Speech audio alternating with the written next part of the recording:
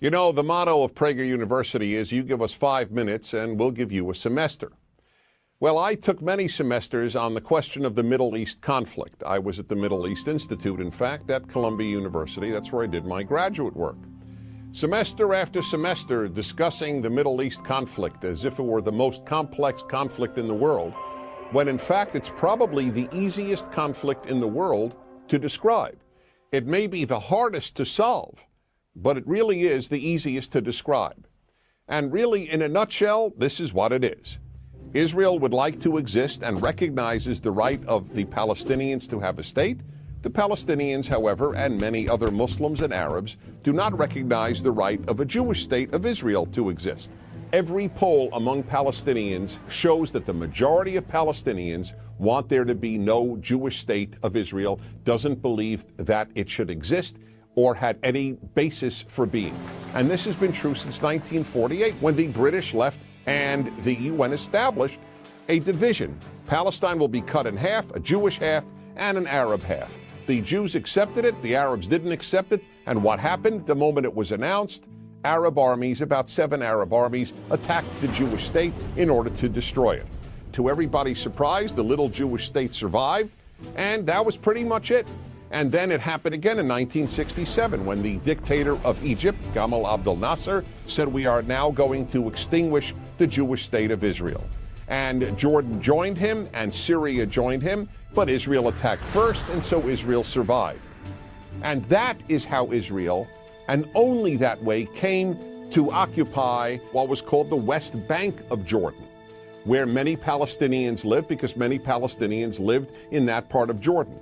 So the war was over in '67, and what did the Arabs do? The Arab states all went to Khartoum, Sudan, and announced no recognition, no peace, and no negotiations. The 3 famous no's. What was Israel supposed to do? Then Israel made an agreement to give the entire Sinai Peninsula, an area of land bigger than Israel, with oil, back to Egypt, because they said they would make peace with Israel. Israel gives territory back for peace, and it will always do that. But is there really a desire for peace on the part of Israel's enemies, which broadcast after broadcast on TV and radio in the Palestinian areas is about how Jews should be killed and how Allah wants Jews to be killed?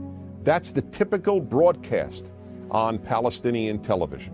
And so it's not hard to explain the Middle East dispute. One side wants the other dead. You know what the motto of Hamas is? The motto of Hamas is, we love death as much as the Jews love life. Now you tell me, how is Israel supposed to make peace when people believe what Hamas believes? Now here is one of the most important things nobody talks about. Everybody talks about a Palestinian state.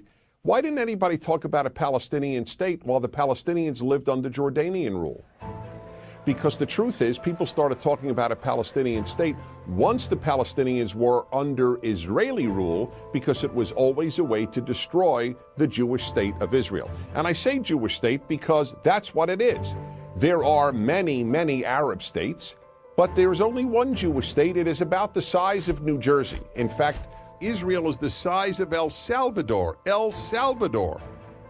And yet, if a Martian came to the earth and they visited the United Nations, or they read the world's newspapers or watched world television, they would believe that the biggest problem on earth is a state the size of New Jersey and El Salvador, this state of Israel. This preoccupation with a little democratic, humane state is absolutely irrational. And here's another question to be asked. If Israel tomorrow put down its arms and said, we will fight no more, what would happen?